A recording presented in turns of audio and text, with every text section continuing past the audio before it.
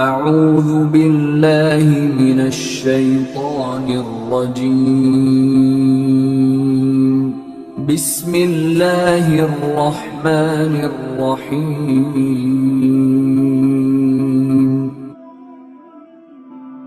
اور میرے محبوب علیہ السلام کے حدیث پاک روح البیان کے اندر کریم آقا علیہ السلام نے فرمایا کہ وَمَن مَاتَ عَلَىٰ حُبِّ آلِ مُحَمَّدٍ صلی اللہ تعالیٰ علیہ وسلم مَاتَ مُؤْمِنًا، اور دوسرے الفاظ ہیں وَمَن مَاتَ عَلَىٰ حُبِّ آلِ مُحَمَّدٍ صلی اللہ تعالیٰ علیہ وسلم مَاتَ شہیدًا، جو کریم آقا علیہ السلام کی آل کی محبت پر، حضور کی آل کی محبت میں جینا مرنا سیکھتا ہے اور اس کا وصال بھی اسی پر ہوتا ہے، میرے آقا نے فرمایا کہ اس کا حشر کل شہیدوں کے ساتھ ہوگا، وہ شہیدوں کے صف کے اندر کھڑا ہوگا اور اس دنیا سے اس وقت تک جائے گا نہیں مات مؤمنًا جب تک اللہ اسے کلمہ نصیب نہ فرماتے۔ وَمَن مَاتَ عَلَىٰ حُبِّ آلِ مُحَمَّدٍ صلی اللہ علیہ وسلم مَاتَ مُؤْمِنًا، جان اس وقت نکلے گی جب لب پر کلمہ جاری ہوگا، لا الہ الا اللہ محمد رسول اللہ ہوگا۔ اور میرے کریم آقا علیہ السلام کی دوسری بھی حدیث پاک ہے وَمَن مَاتَ عَلَىٰ بُغْضِ آلِ مُحَمَّدٍ، وَمَن مَاتَ عَلَىٰ بُغْضِ آلِ مُحَمَّدٍ صلی اللہ تعالیٰ علیہ وسلم مَاتَ کافراً، جس نے آل رسول سے بغض رکھا، یاد رکھنا اس کے مرتے وقت کلمہ نصیب نہیں ہوگا۔ میں لفظی معنی نہیں کر رہا، بامحاورہ کر رہا ہوں، تقریر آپ کو بھی سمجھ آئے کہ جو آل محمد اور نبی کریم علیہ السلام کے اہل بیت سے بغض کی حالت کے اندر اس دنیا سے جائے گا، اسے ماتا کافرن کلمہ نصیب نہیں ہوگا، کفر۔ اور دوسری حدیث پاک سنیں، میرے کریم آقا علیہ السلام نے فرمایا، محبوب علیہ السلام نے کہ حرمت الجنت علی من ظلم اہل بیتی، میرے کریم آقا نے فرمایا کہ جس بندے نے میری آل پر ظلم کیا اللہ اسے جنت کبھی نہیں عطا کرے گا۔ حرمت الجنہ، جنت اس کے لیے کیا ہو گئی؟ مزے کی بات بتاؤں، میرے آقا نے فرمایا کہ جو حسین سے محبت کرے نا، اس نے محبت حسین سے کی ہے، حقیقت میں اس نے مجھ سے محبت کی ہے۔ حسین علیہ السلام کی محبت، حضرت حسین رضی اللہ تعالیٰ عنہ کی محبت کیا ہے؟ میری محبت ہے۔ اور جس نے حسین سے دشمنی رکھی اس نے مجھ سے دشمنی رکھی، اور جس نے حسین سے لڑائی کی اس نے مجھ سے لڑائی کی، اور جس نے حضرت حسین رضی اللہ تعالیٰ عنہ سے صلح کی نا اس نے مجھ سے صلح کی۔ اور میرے آقا علیہ السلام نے فرمایا کہ جس نے ان کو غضبناک کیا حقیقت میں اس نے مجھے غضبناک کیا، اور جس نے مجھے غضبناک کیا حقیقت میں اس نے رب کو غضبناک کیا، اور جس نے رب کو غضبناک کیا اس کا ٹھکانہ جہنم ہے۔ اور پھر میرے آقا نے فرمایا، آگے بھی فرمایا میرے کریم آقا علیہ السلام نے، حسین منی و انا من حسین احب اللہ من احب حسینا، میرے آقا نے فرمایا کہ حسین مجھ سے ہے اور میں کس سے ہوں؟ حسین سے ہوں، اور جس نے حسین سے محبت کی احب اللہ من احب حسینا، فرمایا کہ جس نے حسین سے محبت کی حقیقت میں اس نے اللہ سے محبت کی ہے، اور جس نے اللہ سے محبت کی اس کا ٹھکانہ کیا ہوا؟ کبھی کبھی بندہ کتاب پڑھتا ہوا نا، کوئی ایسی بات آ جاتی ہے اور روح روشن ہو جاتی ہے، تازگی ایمان تازہ ہو جاتا ہے، اور روح میں وجدانی کیفیت طاری ہو جاتی ہے کہ کیا بات ہے، اللہ تبارک و تعالیٰ نے آل رسول کو کیا مقام اور کیا مرتبہ عطا کی ہے۔ کیوں؟ میرے آقا علیہ السلام نے فرمایا کہ جس نے حسین سے محبت کی نا اس نے حقیقت میں کس سے محبت کی؟ مجھ سے محبت کی۔ اور یاد رکھے جو حضرت حسین رضی اللہ تعالیٰ عنہ سے محبت کرتا ہے نا، میرے آقا بھی اس سے محبت کرتے ہیں۔ بڑی کمال کی بات پڑھنے کو ملی، سنیں، میرے آقا علیہ السلام گلی کے اندر تشریف لے جا رہے ہیں، گلی کے اندر اور گلی میں بچے بھی کھیلتے ہیں۔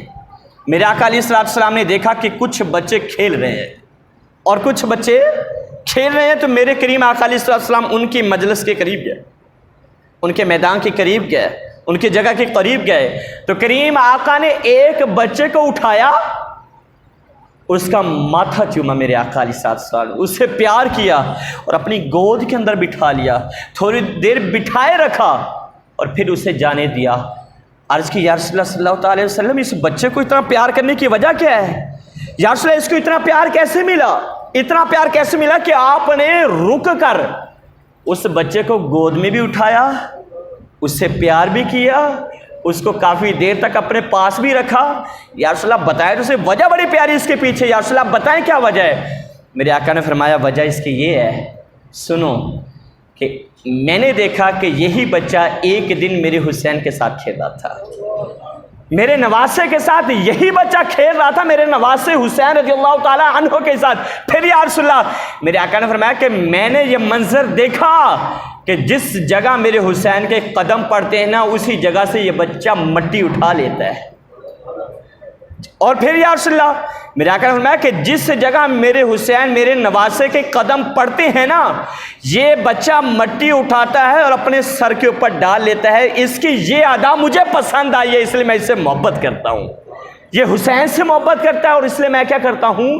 اس سے محبت کرتا ہوں۔ تو یہ دیکھیں کہ جو میرے کریم آقا علیہ السلام کے نواسوں سے محبت کرے گا، حقیقت مجھ سے کس سے محبت نصیب ہوگی؟ میرے محبوب علیہ السلام کی محبت نصیب ہوگی۔ آپ نے سنا کریم آقا علیہ السلام تشریف فرما تھے اور خطبہ ہو رہا تھا، جمعہ کا خطبہ ہو رہا تھا۔ حضرت بریدہ رضی اللہ تعالیٰ عنہ آپ فرماتے ہیں کہ میں نے دیکھا کہ کریم آقا علیہ السلام کے نواسے جب حجرہ سے نکل کر مسجد نبوی کے ناہموار فرش پر چلنا شروع کرتے ہیں نا، تو میرے آقا کی نظر پڑتی ہے تو میرے آقا خطبہ موقوف کرتے ہوئے نیچے اترتے ہیں اور دونوں کو اٹھا کر ممبر کے اوپر بٹھا لیتے ہیں۔ پھر سجدے والی بات نہیں سنی؟ میرے کریم آقا علیہ السلام سجدے کے اندر جاتے ہیں تو نواسہ رسول سیدنا امام حسین رضی اللہ تعالیٰ عنہ میرے کریم آقا علیہ السلام کے دوش مبارک کے اوپر سوار ہو جاتے ہیں، اور ادھر سے وہی آتی ہے کہ اے محبوب، حسین سوار ہو گیا تو سجدے سے سر نہیں اٹھانا جب تک میرا حسین کیا خود نہ اتر جائے۔ خود میرے کریم آقا علیہ السلام نے سجدہ لمبا کر دیا، ایک دفعہ سبحان ربی اللہ اعلیٰ، دوسری دفعہ سبحان ربی اللہ اعلیٰ، اور روایات کے اندر 70 دفعہ میرے آقا علیہ السلام نے سبحان ربی اللہ اعلیٰ پڑھا۔ صحابہ اکرام پیچھے حیران ہیں۔ نماز ختم ہوئی، آقا نماز لمبی ہو گئی، یا رسول اللہ سجدہ لمبا ہو گیا، یا رسول اللہ آج کے بعد ہمیں سجدے اتنے لمبے کرنے پڑیں گے، تسبیحات اتنی زیادہ پڑھنی پڑیں گی؟ میرے آقا نے فرمایا نہیں صحابہ، ایسی کوئی بات نہیں ہے۔ یا رسول اللہ پھر کیا وجہ؟ آپ نے سجدہ اتنا لمبا کر دیا۔ میرے آقا نے فرمایا ہاں، اس کی وجہ میرا حسین ہے، میرا نواسہ ہے۔ کیسے یا رسول اللہ؟ میرے آقا علیہ السلام نے فرمایا کہ میرے صحابہ، میرا حسین میرے کندھے کے اوپر حالت سجدہ میں سوار ہوا اور مجھے اچھا نہ لگا، مجھے گوارا نہ ہوا، میں نے برداشت نہ کیا کہ حسین سجدے کی حالت میں سوار رہے اور میں سر اٹھاؤں، میرا حسین گر جائے، مجھے اس کا گرنا پسند نہ آیا، برداشت نہ ہوا، میں نے سجدہ لمبا کر دیا۔ اور پھر میرے کریم آقا علیہ السلام نے حسین کے لیے سجدہ لمبا کیا، پھر حسین نے بھی کربلا کے اندر حق ادا کر دیا اس سجدے کا۔ سیدنا امام حسین رضی اللہ تعالیٰ عنہ نے کربلا کے اندر، کربلا کے میدان میں تپتی ریت کے اوپر اور حالت پیاس کے اندر لب خشک ہو رہے تھے، میرے حسین کو سجدہ کرتے ہوئے چاند نے بھی دیکھا، میرے حسین کو سجدہ کرتے ہوئے سورج نے بھی دیکھا، میرے حسین کو سجدہ کرتے ہوئے ملائکہ نے بھی دیکھا، اور میرے حسین کو سجدہ کرتے ہوئے اہل کربلا نے بھی دیکھا۔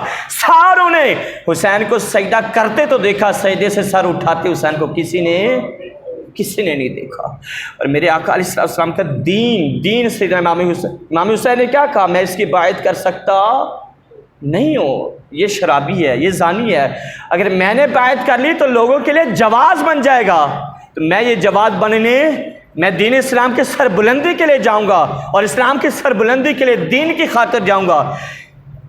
ہاتھ دینا آسان تھا یا سر کٹانا آسان تھا؟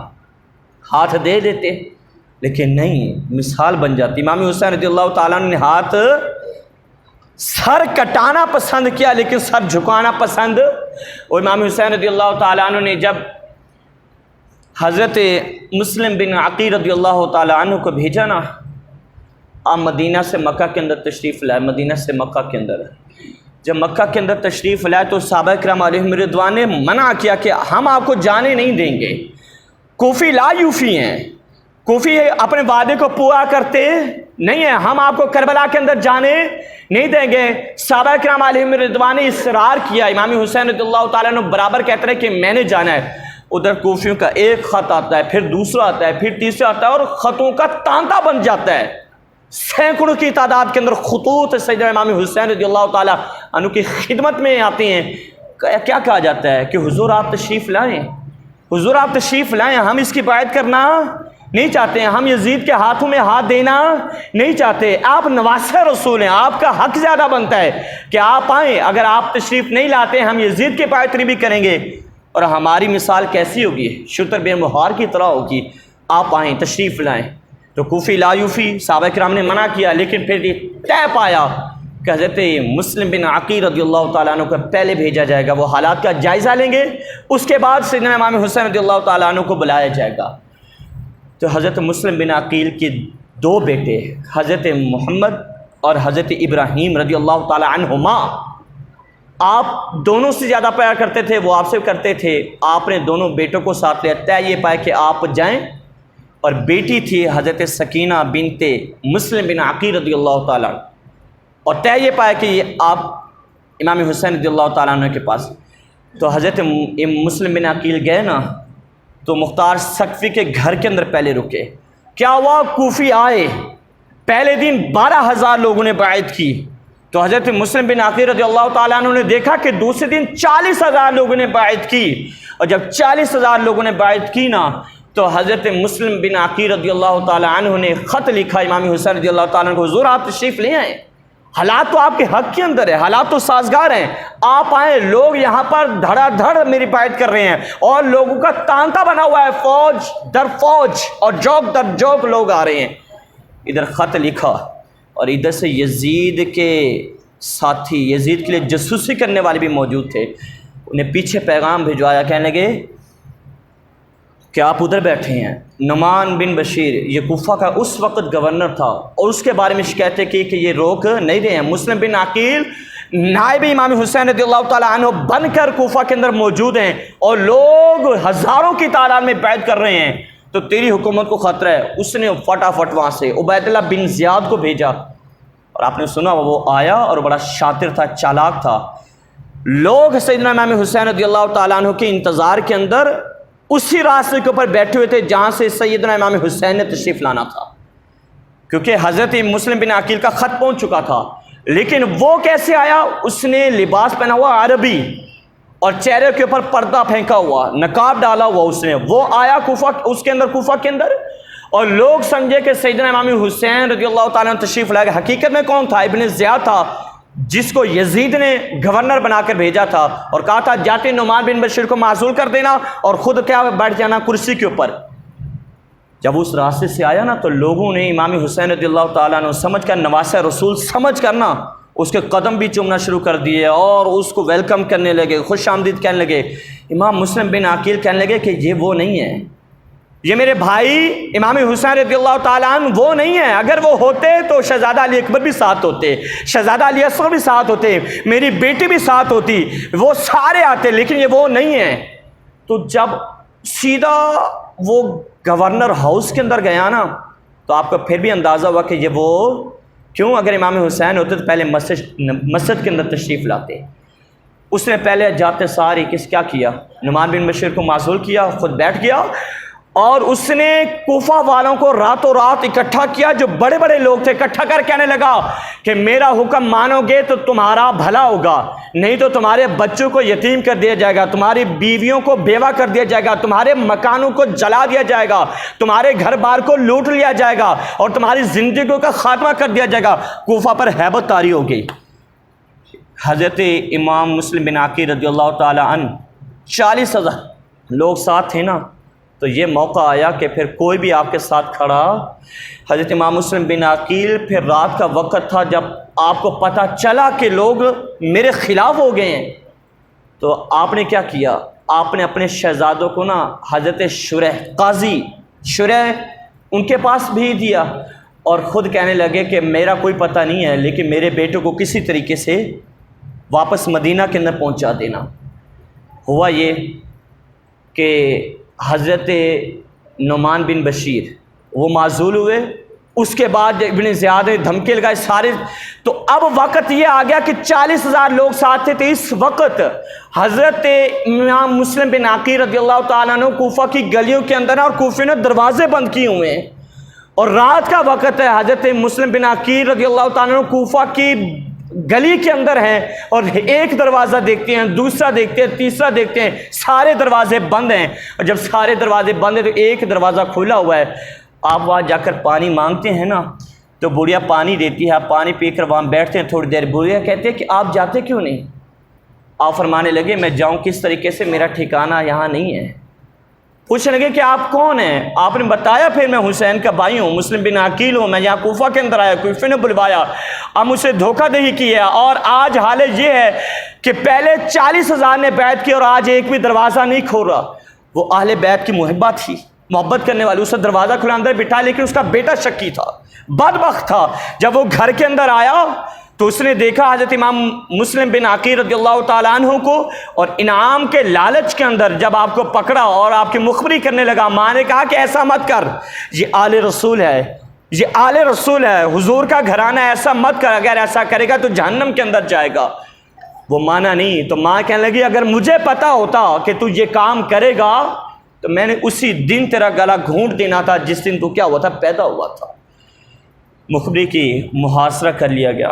محاصرہ جب کیا نا تو حضرت مسلم بن عقیل رضی اللہ تعالی عنہ کو پکڑ کر گورنر ہاؤس کے اندر لایا گیا، اور پھر ابن زیاد نے حکم دیا جلاد کو کہ اس کی گردن کو اڑاؤ۔ تو جب آپ کی گردن اڑانے لگے نا تو آپ نے کہا تھوڑی دیر ٹھہر جاؤ، رک جاؤ، کیا کہ میری 4 وصیت ہے، اس پر عمل کر لینا، ضرور عمل کر لینا۔ کیا پہلے یہ ہے کہ میں نے کوفہ سے چند لوگوں سے کچھ پیسے لیے ہیں، میرا گھوڑا ہے، اس گھوڑے کو بیچ کر ان لوگوں کے پیسے واپس کر دینا، جب میں مروں تو میرے اوپر قرض کوئی بھی نہ ہو۔ دوسری بات یہ کہ میں نے اپنے بھائی کو خط لکھ دیا ہے کہ وہ آ جائیں کوفہ کے اندر، لیکن تم میرے بھائی کو یہ پیغام پہنچا دو کہ کوفہ میں آنے کی حاجت اب نہیں ہے، کوفی لا یوفی، انہوں نے دھوکہ دیا ہے، اب آپ کوفہ کے اندر۔ تیسری بات یہ ہے کہ جب مجھے شہید کر دو تو میرے لاشے کی بھی حرمتی نہ کرنا، جو راستہ مدینہ شریف کی طرف جاتا ہے اسی راستے کے اوپر میری قبر بنا دینا، مجھے میری بے حرمتی۔ اور چوتھی وصیت یہ ہے کہ میرے چھوٹے 2 بچے ہیں، ایک کا نام ابراہیم ہے، ایک کا نام محمد ہے، میرے بیٹوں کے اوپر رحم کرنا۔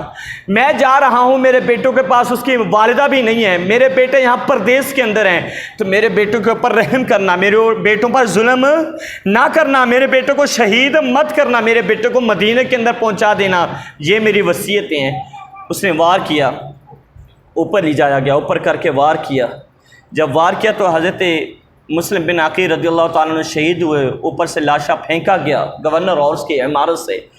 جب پھینکا گیا پھر چوراہے کے اندر سے جناب مسلم بن عقیل رضی اللہ تعالیٰ عنہ کی لاشوں کو لٹکایا گیا، تو میرے حسین وہاں سے چلے ہوئے تھے، اور جب لاشیں کو لوگ دیکھتے تو گھروں کے اندر پہلے ہی بند تھے، تو لوگ ساتھ چھوڑ گئے۔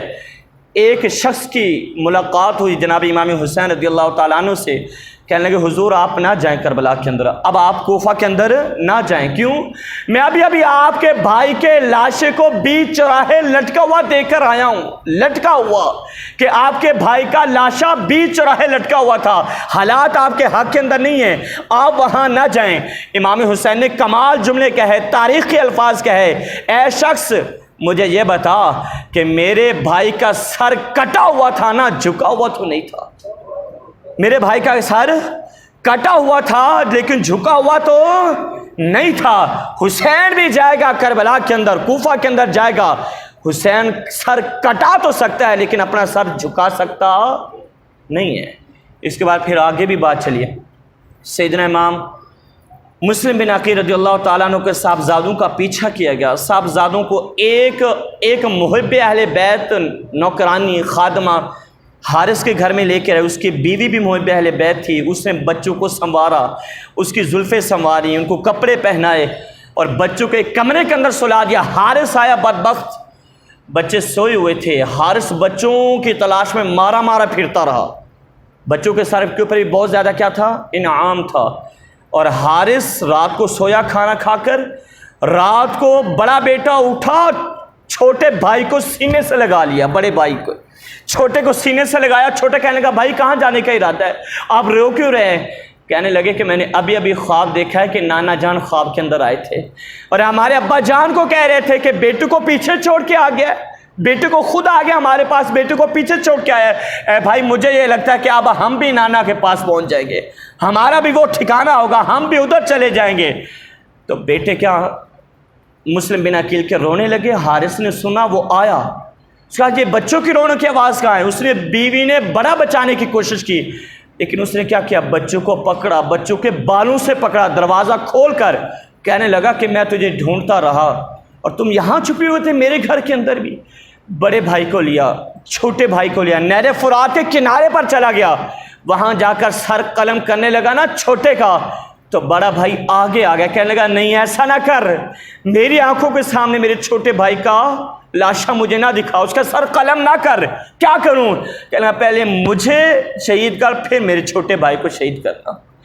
اس نے بڑے پر تلوار چلائی، بڑے کا سر کٹا، چھوٹے پر چلائی، چھوٹے کا سر کٹا۔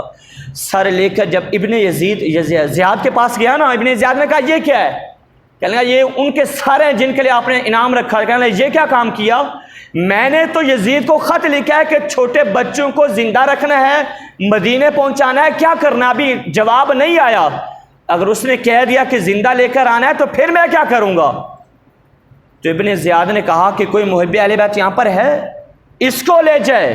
حارث کو جس نے انعام کی لالچ میں کیا کیا، اہل بیت کے شہزادوں کو شہید کیا، اس کو نا مقاتل نامی ایک محب اہل بیت تھا، وہ لے کے گیا اور اس نے کہا مجھے اتنی خوشی کبھی نہیں ہوتی جتنی خوشی مجھے اس سے قتل کرنے کے اندر ہے جس نے شہزادوں کیا کیا، اسے بھی کچھ ہاتھ نہ آیا۔ نہر فرات پر جہاں شہزادوں کو شہید کیا تھا، حارث کو وہاں پر لے جا کر مقاتل نے کیا کر سر قلم کیا اور وہ اس کو واصل جہنم کر دیا۔ تو یہ پہلا مرحلہ تھا۔ پہلے شہید جو ہوئے نا حضرت مسلم بن عقیل کو بچانے کے لیے، وہ یہ تھے جن کا نام تھا ہانی رضی اللہ تعالی عنہ، وہ بچاتے ہوئے شہید ہو گئے تھے۔ باقی بھی قصہ اللہ پاک ہم سب کو عمل کی توفیق نصیب فرمائے، آمین۔